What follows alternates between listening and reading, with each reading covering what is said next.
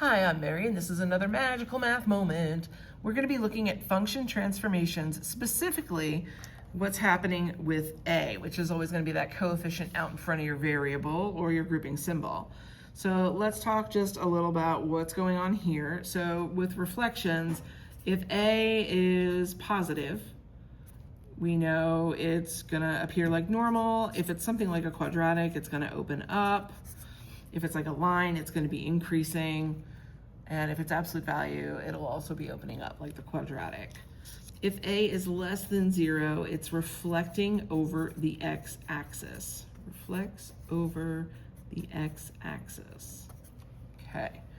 And that's for any of these types of functions that we're going to deal with. Dilations, that's how much you notice a change in the width of the graph, either it's wider or more narrow. So if the absolute value of a is greater than 1, the graph will appear more narrow. We call this a vertical stretch. Let me write it out for you. Okay, another thing that can happen is that the absolute value of a is a number between 0 and 1. The graph will appear wider, and this is a vertical shrink. Okay, so let's look at some linear, quadratic, and absolute value functions and try to figure out which way things are going and also the widths of graphs. Okay, here we've got y equals x, y equals 3x, and y equals -1/2 x. So let's start by graphing in our parent function, that's y equals x. So let's see, I'm just gonna kind of cut through. The line y equals x will cut through the first and third quadrants. It bisects them, it cuts them in half. So if I'm looking here at 3, it's positive. This is a positive slope, so I know it'll be increasing. And 3 is greater than 1, so this is going to be a vertical stretch of 3. Ooh, I'm gonna get in the way of the -1/2 x.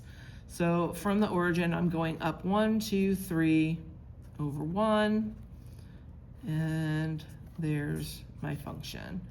So that's y equals 3x. Okay, let's see what's going on over here. We've got -1/2, so the negative means it's decreasing. So since it's decreasing, that means there's a reflection over x-axis. The 1/2 is the slope, it's -1/2. So from here, we are going to be going down 1 over 2. Let's see how I do with sketching that. All right, not terrible. There we go. Y is -1/2 x. Okay, if you've got some kind of technology like a graphing calculator or Desmos, you can throw them in and look at them, but it's ideal, especially in a course like Algebra 2, for you to be able to recognize them just by looking. All right, let's see what's going on with the quadratics. So here is our, oh, I forgot my squared, oh no. All right, we have y equals x squared, that's the parent. And my hope, I think I need a big grid for this one because of that -4. Oh my gosh, that's ugly. Whatever, you guys will be fine, right? Okay, so the parent function, da-da-da-da-da-da-da. 1, 2, 3, 4. Okay, so we all should know this pattern, I hope, for quadratics. You start at the vertex, go up 1 over 1, then go up 3 over 1, and those are your points. All right, that's nice looking. All right, we've got a 1/2 out here. It's positive, so it opens up.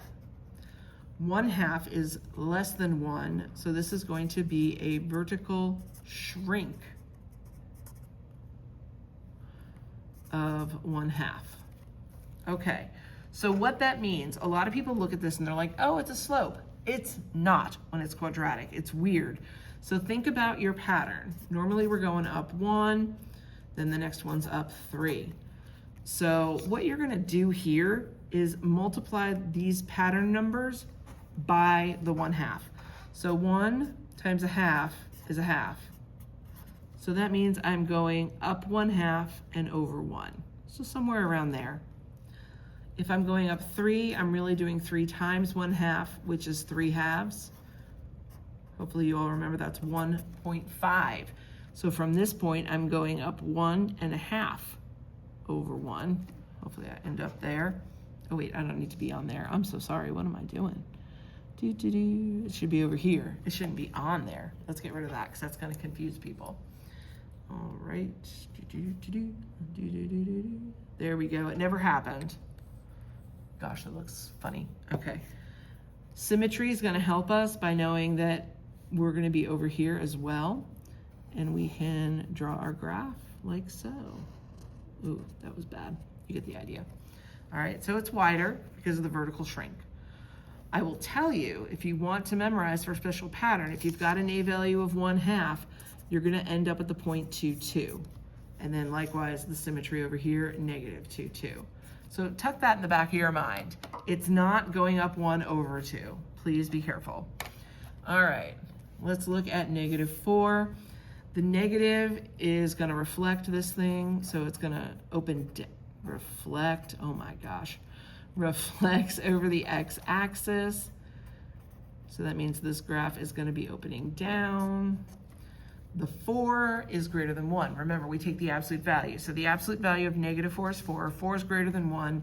This is a vertical stretch of 4. Okay, so again, normally I'm going up 1, but I'm going 1 times 4 this time. The other thing that makes this sneaky is that we have that negative. So we're actually opening down. 1, 2, 3, 4. So we can say down 4 over 1. Down 4 over 1, both directions. There's our vertex. So you can see this thing is very narrow. Oh my gosh. I really need to start using graph paper.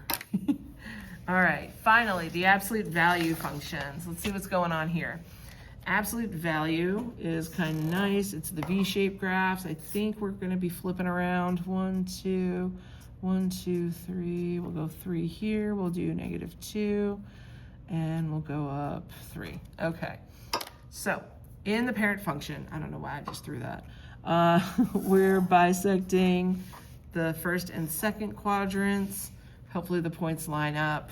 We're gonna assume it's good because this video is going long. If you're still here, thank you. Here's 1/3, so that's less than 1. This is a vertical shrink of 1/3. So when it is absolute value, it is like a slope. So from the vertex, I'm going up 1 over 3. Here I'm going up 1, back 3, because there's that symmetry, right? And there we go. And now if you're wondering, like, wait a minute, are you sure about that? Yeah, I am, because if we put a 3 in here, the absolute value of 3 is 3, 1/3 of 3 is 1, so 3, 1. Same thing over there. All right, -2 times the absolute value of x is next. The negative is going to reflect, I cannot spell, reflects over the x-axis. The 2, absolute value of -2 is 2. 2 is greater than 1. This is a vertical stretch.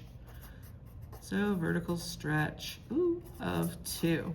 All right, so instead of going down 1 over 1, this slope is -2, down 2 over 2. So you can kind of see how this is more narrow. Okay, hopefully that helps you a little with dilations of the vertical variety and also reflections over the x-axis. Thanks for watching, share with a classmate, and I'll see you next time. Bye.